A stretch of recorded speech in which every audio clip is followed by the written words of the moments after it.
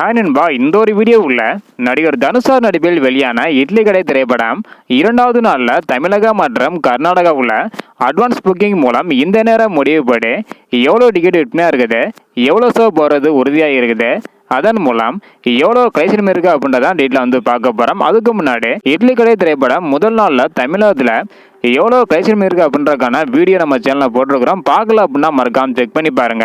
அடுத்தடுத்த வீடியோவில் வேர்ல்டு வைடாக எவ்வளோ கலெக்ஷன் இருக்குது அப்படின்றக்கான வீடியோ அடுத்து வரும். ஸோ இந்த ஒரு வீடியோவில் 2வது நாளில் தமிழகம் மற்றும் கர்நாடகாவில் அதுக்கு முன்னாடி இட்லி கடை திரைப்படத்திற்கு 5க்கு நீங்கள் எவ்வளோ ரேட்டிங் கொடுப்பீங்க அப்படின்றத மறக்காம கமெண்ட் பண்ணுங்க.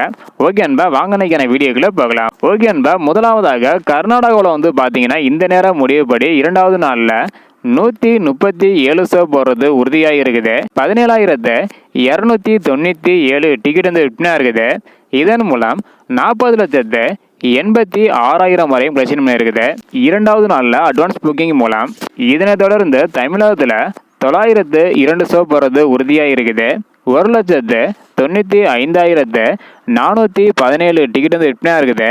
இதன் மூலம் 3,40,88,000 வரையும் 2வது நாளில் அட்வான்ஸ் புக்கிங் மூலம் தமிழகத்தில் கலெக்ஷன் இருக்குது.